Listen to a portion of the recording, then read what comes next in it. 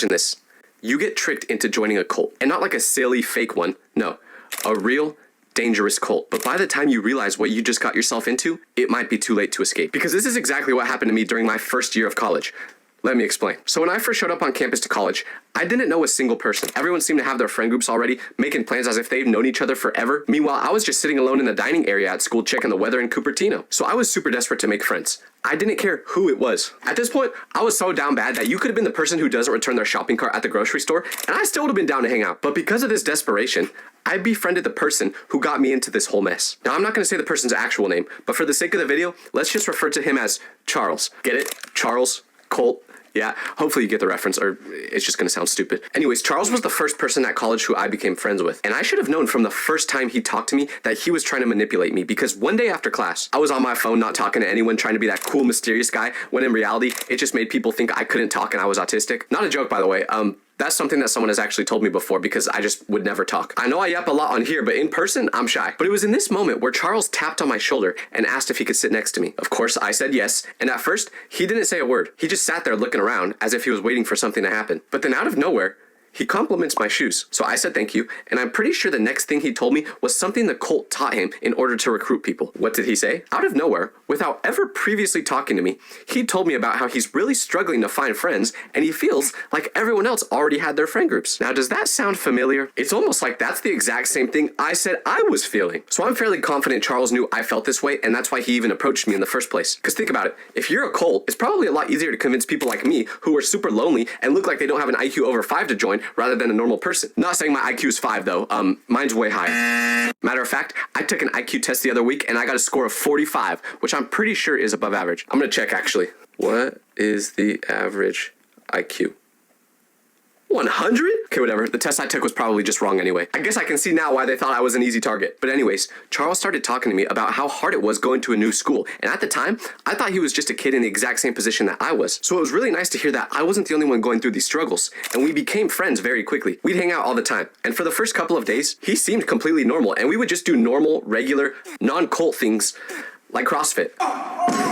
Just kidding. CrossFit is definitely a cult too. But that's not the one this video is about. So after the first couple days of hanging out with each other, that's when Charles told me about the deli he worked at. Which once again, I won't say the name of, but I will tell you, if you really want to find it, you'll easily be able to look it up and find the exact place I'm talking about after watching the full video. Me being unfamiliar with the area, I had never heard of this deli. And at first, I just assumed it was a normal place to eat. I had no reason to think otherwise. But when he was telling me about his job, he said that I should totally come and eat there because he could get me free meals. Being the broke college student I was, my eyes lit up when he said that. Because if there's one thing you should never do when you work at a restaurant, it's offer free meals to your big back friends. I was about to live in that deli until I realized what was going on there. Because the first time I stepped into the deli, it just was a little bit weird. Why do I say that? Well, the actual deli itself seemed like a normal place that made great sandwiches. But when you started interacting with the workers more, that's when you'd start to question what was going on there. Because it almost felt like the workers there were straight out of the movie Get Out. What I mean by that is it felt like they were all hiding something. You could just tell by the way they acted that that was not their normal personalities. And I'm not saying in like a, oh, they're just trying to be good servers way. No, it felt different. And the weirdest part was when my friend was working,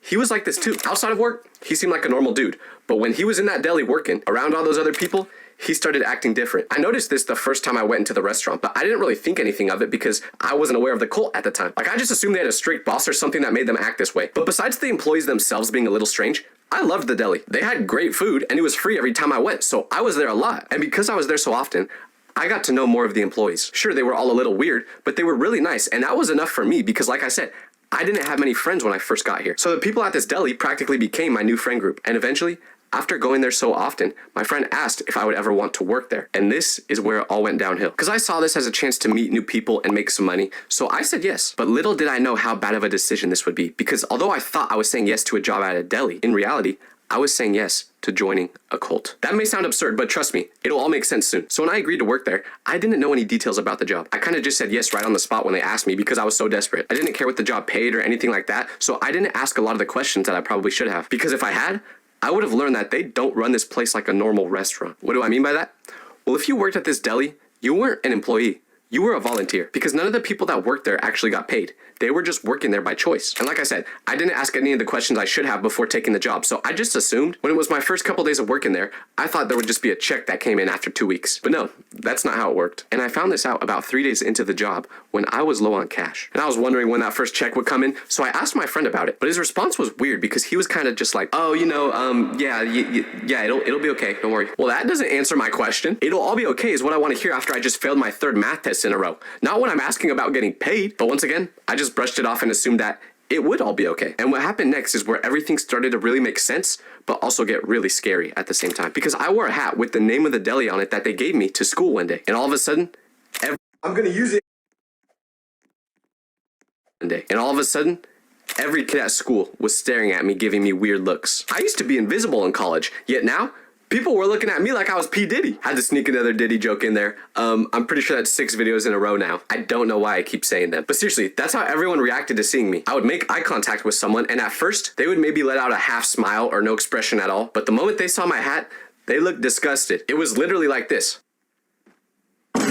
You would have thought my hat said something ridiculous on it, like Michael Jordan's better than LeBron. But being the 45 IQ civilian I am, I didn't put 2 and 2 together to realize that people were giving me weird looks because of what the hat said. I thought they were so disgusted by my comically large forehead that they were giving me nasty looks. That was until I got to class. And I was pretty friendly with the kid that sat next to me in this class. So when I sat down, I said, "What's up?" But as he's saying hi back to me, he looks at my hat and starts laughing. Since I actually knew him, I was comfortable with asking him why everyone was doing this. So I said, "Why does everyone keep having weird reactions to seeing the top of my head today?" And he was like, "What do you mean? It's obviously the hat." But I was confused because everyone else's reaction to seeing my hat was pure disgust while he was laughing. So I asked what was funny about it, and he went, "Wait, are you being serious?" And I was like, "Yeah, everyone's been acting really weird when they see my hat, and I don't get it." Then he was like, "Wait, you really don't know, do you?" I said no again, but this is when he told me, "Dude, the hat you're wearing is from a cult."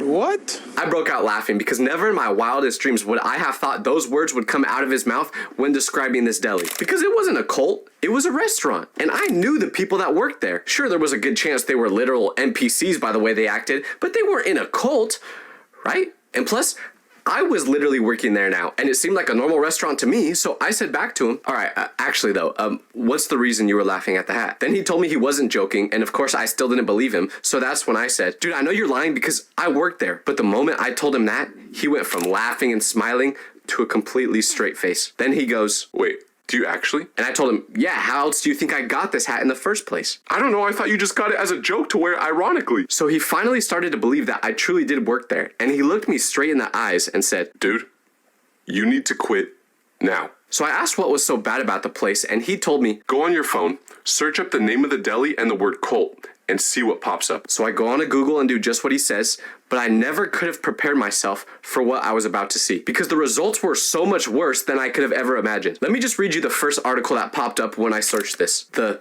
blank deli had gained notoriety for its extreme beliefs and allegations of child abuse. And then it went further stating, in collected FBI interviews, there are multiple allegations of abuse within the communities of the tribe associated with this deli. Law enforcement has received complaints of abuse from this deli's locations in multiple states. One article called it a cult disguised as a sandwich shop. To put it lightly, I could not believe what I was reading. Oh, but Tyler, what else did you expect when the kid in class told you that this was a cult? I don't know. I thought he was calling it a cult like how Lana Del Rey or Playboy Cardi fans say they're in a cult. Not a real one. Dog, I thought we were just making sandwiches. So after doing as much research as I could into this place, I figured out how the cult worked. The deli was how this cult made money. You know how I said the people who worked there didn't get paid? Yeah. That's because all of the employees were a part of the cult. So they were just volunteering to work there like you would do at a church. Of course, no one told Tyler about this though. So this explained why all the people who worked there were just a little bit weird. From all the things I read about this place, I needed to disassociate myself with it as fast as possible because I wasn't sure if I was even safe anymore. But I couldn't do that before talking to my friend Charles because I trusted him.